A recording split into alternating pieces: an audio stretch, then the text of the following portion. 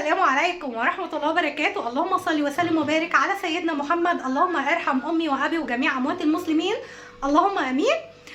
والنهارده بقى عند حماية العزيز. عامل ايه يا بابا؟ اخبارك؟ الحمد لله. بقالك كتير ما سلمتش عليهم. الحمد لله. الناس بتسأل عليكم.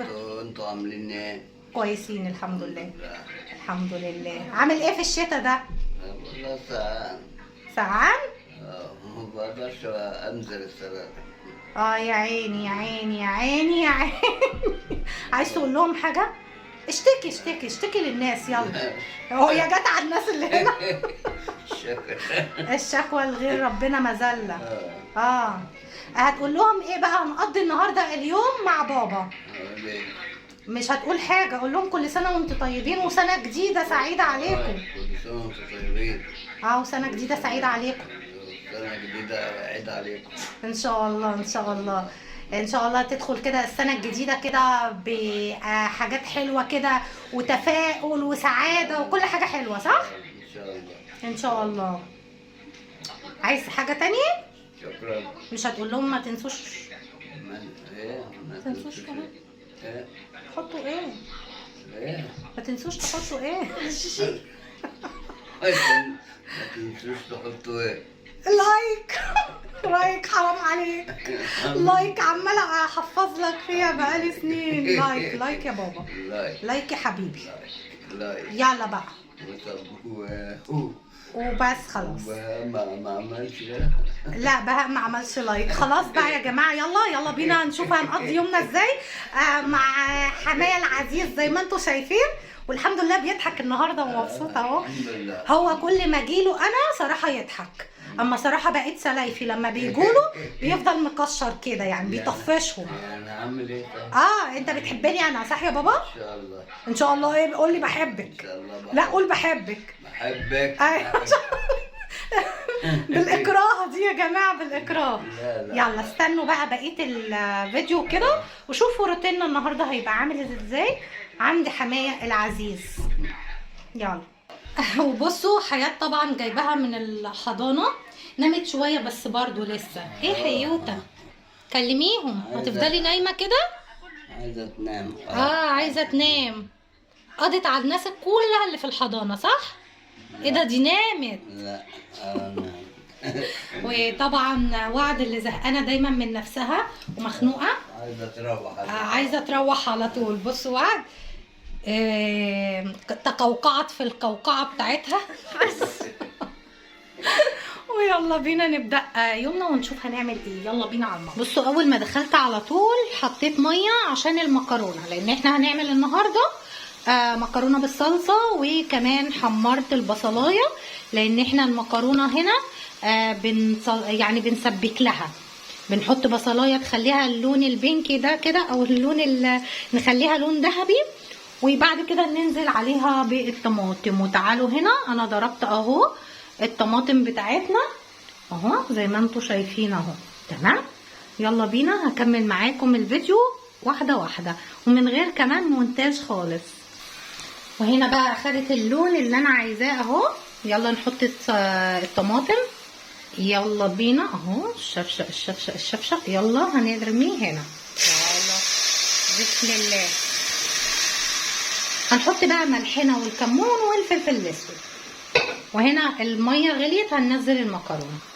يلا مع بعض هننزل شويه الكمون. طبعا انا مش معايا الستاند فبصور بايد وبحط بالايد التانيه، وشويه فلفل وكمون وشويه الملح، ونسيبها بقى تتسبك عقبال ما نسلق المكرونه. استنوني بقى. ده كله يا بوجي؟ هعمل ايه يعني؟ طبعا بوجي جاب بقيه الاكل. تسلم ايدك يا بودة. اهو الباقي. يلا. ايوه البانيه بتاعنا وكمان الفيجيتار. انت جايب الفيجيتار سيد يا بودي؟ طيب وجايب لنا المكرونه 3 اكياس اهو مكرونه، لان الكيس تقريبا اقل. هو الكيس ده قد ايه؟ يا رب بس النوع دوت الاصيل. هو ادم اصيل يبقى اكيد مش هيحصل له حاجه.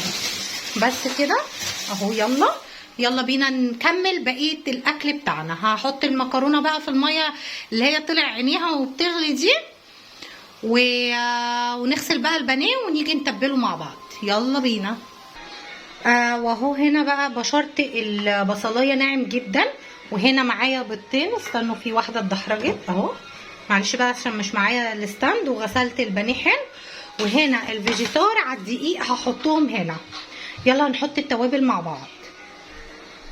يلا مع بعض. هنا انا لقيت هنا التوابل عند بابا، حطيت شويه كركم عادي، وحطيت شويه فلفل اسود، وكمان حطيت توابل بهارات يعني، وشويه الملح بتوعنا.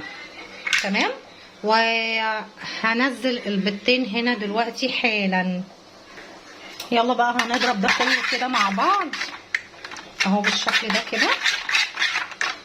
انا اوقات كتير على فكره بعمل الخلطه بتاعه البانيه من غير بيض خالص، ولا كمان بصل، بحط توم باودر وبصل باودر، بس هنا عشان ما فيش امكانيات عند حمايه فعملت ايه اللي موجود. تمام اهو. هنقلبها حلوه قوي، ودي خلطه البانيه اللي احنا هنتبل فيها. معلش بقى عشان مش معايا الستاند وكده. متنسوش لو وصلتوا للحته دي تحطوا لايك لاختكم. يلا بقى بينا هننزل البانيه بتاعنا، وهنقعد بقى ايه ندعك البانيه ده. البانيه ده انا غسلته بليمون حلو مره واتنين وتلاته. يلا اهو كده. يلا بقى بايدينا بقى. يلا بسم الله.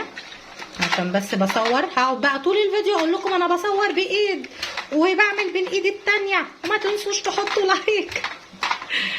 اهو بالشكل ده كده. وهنسيبها شويه في التتبيله بتاعتها لغايه ما تتشرب من كل المكونات اللي انا حطيتها اللي هي التوابل. اوكي. يلا كده بالشكل ده كده اهو. نسيبها بقى ايه تتبل كده مع نفسها شويه. يلا هنا كده خلاص المكرونه خلصت، فهنحطها هنا بقى، هننزلها في المصفى دي. يلا هنا انا حطيت شويه فيجيتار وشويه دقيق، ولو عوزت تاني هحط. هنا انا كنت سبت التتبيله شويه في الفراخ عشان ايه تاكل من الفراخ. طبعا انا ليه مش بعمل كله دقيق ولا كله فيجيتار؟ عشان اللون بتاعها يبقى حلو، وغير كده الفيجيتار بيبقى متبهر حلو عشان توازن الحدوقيه اللي فيها. تمام. عشان الفيجيتار هنا انا دقته كده لقيته حادق شويه. يلا ناخد بقى كده، معلش اعذروني معيش الستاند. اهو بالشكل ده كده، ونبطط كده بايدينا. اهم خطوه ديت يا جماعه ان احنا نبطط كده بايدينا عشان القشره ما تفكش مننا واحنا بنقليها، وما نحطش البانيه فوق بعضه عشان ما يعجنش مننا، لان كل ما بيقعد البانيه بيشرب من التتبيله وممكن يلزق كده وبيعمل عجينه. بيشرب من الفيجيتار كده ويعمل عجينه. تمام. انا زي ما انا قلت لكم مش هقطع اي حاجه من المونتاج عشان ما دبلكش وكده، عشان انا البرنامج بتاعي بعافيه شويه. بس كده هعمل الكميه كلها وارجع لكم. هنا بقى الصلصه اتصلصلت اهي زي ما انتم شايفين. ادان العيشه ده يا جماعه الله اكبر الله اعظم. تعالوا هنحط بقى المكرونه اهو. هنا حطيناها، بصوا جميله ازاي ومفلفله. نخلي بالنا احنا بندي للمكرونه بس نص تسويه في الميه عشان ما تتعجنش، والنص التاني في الصلصه زي ما انتم شايفين. احلى طبق مكرونه هتدوقوه في حياتكم. وتعالوا هنا بقى هننزل البانيه بتاعنا. طبعا الزيت سخن قوي، انا وطيت عليه عشان البانيه ما يتحرقش مني، يستوي كده ما ياخدش يعني لون بسرعه، ويستوي وياخد راحته في السوا. هنسيبه بقى كده وبعد شويه هنعلي عليه. اهو كده انا خلصت خلاص. قليت البانيه زي ما انتم شايفين كده، وديت بتبقى الايه الخلطه بتاعه البانيه اللي هي البيض والبصل. بعملها راس كده، بحط عليها شويه برده ايه الفيجيتار، وبقليها كده. بتبقى عايزه اقول لكم طعمها تحفه. اعملوا الحركه دي هتعجبكم. والمكرونه اهو هغرف وارجع لكم تاني. اهو بعد ما غرفت حطيت بقى المكرونه بتاعتنا، بصوا جميله ازاي. اهي عرفت الاطباق كده، جنب بقى طبق البانيه والقرص اللي انا قلت لكم عليها اهي، بس بنتي خدت واحده. ويلا بقى هناكل بقى، وبعد الاكل هكمل لكم الروتين. استنوني، حطوا لايك لو انتوا وصلتوا للحته دي ونسيتوا تحطوا لايك. يلا. وهنا كده خلصنا الغدا وعملنا لنفسنا ايه، كوبايتين شاي عشان نهضم. يلا، وبعد ما هخلص كوبايتين الشاي هروق كده الشقه. هي الشقه نظيفه بس هعدل كده السراير وهشوف الشقه وكده. يلا بينا. لو وصلتوا الحته دي ما تنسوش تعملوا ايه يا بابي؟ ما تنسوش تعملوا ايه يا بابي؟ لايك. ايوه هو بيعرف. يلا اهو، تعالوا بقى ندخل اول اوضه. هلم الغسيل دوت وهعين الفوطه والحاجه دي، وهو السرير كده كده معدول، وهشيل المناديل والحاجه دي وهكنس الاوضه عشان معيش بقى الستاند. هعمل ده كله وارجع لكم تاني. اهو كده انا خلصت اهو، عدلت السرير. هو صراحه كان معدول بس انا عدلت كده الخداديه ولميت الغسيل اهو، حطيت الفوطه اهو. دي كانت اول غرفه. يلا بينا على الغرفه التانية، وكنست الارض كمان. يلا بينا. تعالوا بقى بينا على اوضه الصالون. هنا اوضه الصالون صراحه هي حياه، طول ما هي نايمه الدنيا بتفضل كده متروقه ونظيفه. مش عارفه، ايوه كده فتحت لكم اهي، الدنيا متروقه ونظيفه. الشباك ده بس عشان يهوي الاوضه. وهي حيوته، حيوت. ايه يا حياه، مش انتي عايزه تطلعي في الفيديو اهو؟ يلا قولي لهم حاجه، قولي لهم حاجه. يلا يلا. طبعا عشان بتروحي الحضانه ومش واخده كفايتها من النوم، فتحسوا ان هي ايه، مدروخه. صح يا حيوت؟ انتي ايه ده ايه ده ايه ده الوحش فقلكم. دي بتنام وهي واقفه يا النتيبه. يا حياه، طب قولي لهم حطوا لايك، قولي لهم. وقاعده اهي جاهزه وقاعده مستنياني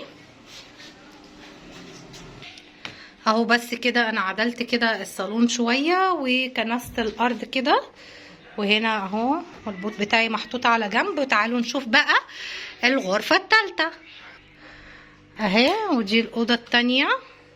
هنا طبعا بابا كان نايم، هعدل له الاوضه اهي، وهكنس الارض وهعدل الفوطه وكده.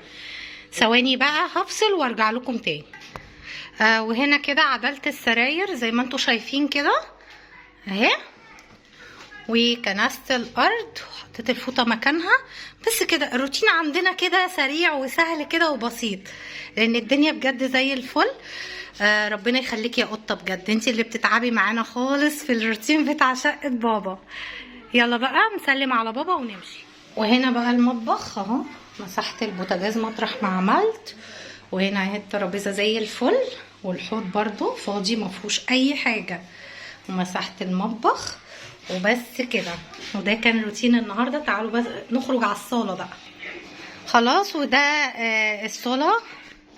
خلاص كده خلصنا روتين النهارده. ودي الصاله اهي. وده بابا طبعا كتكوت، زعلان طبعا عشان احنا ماشيين. صح، بيحبنا قوي يا جماعه والله. مش عارفه اقول له ايه. تحبنا يا كتكوت؟ يا سلام، مش حساها، مش مصدقه بقك. وطبعا هو بيحب على طول يتفرج على ايه، دراما وكده. وطبعا لو في اي حاجه معاه موبايله بيتصل على طول بالاسعاف 331. صح. وبكده خلصنا يوم النهارده. يا رب يكون الروتين كان خفيف ولطيف على قلوبكم. الساعه دلوقتي كام؟ 8؟ لا الساعه 9 اهو. 9 صح، ماشيين الساعه 9. يلا هتعوز حاجه يا بابا؟ يلا باي. في اخر الفيديو ما تنسونيش بدعوه حلوه منكم، تعليقاتكم اللي دايما بتشجع ام حياه. وباي باي. وحياه اهي. يلا يا حياه قولي لجد باي باي. قولي باي يا كتكوت. يلا اقفلي الباب، يلا وراكي، اقفلي.